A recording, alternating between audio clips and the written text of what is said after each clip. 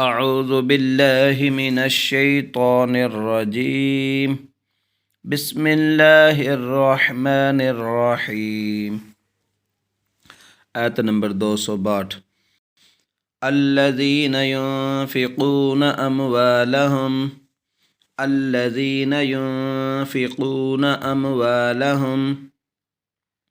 في سبيل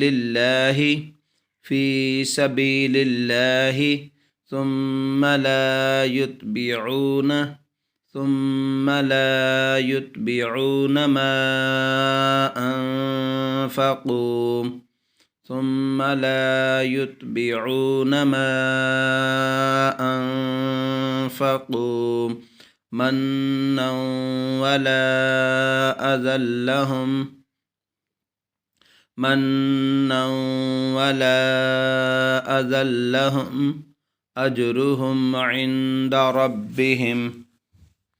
منا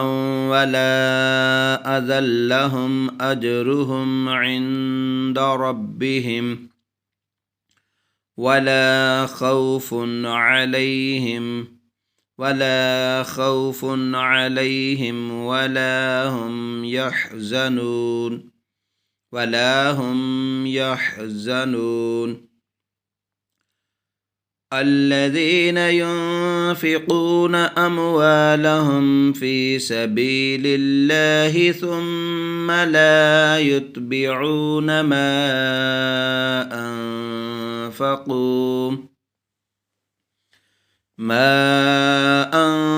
أنفقوا منا ولا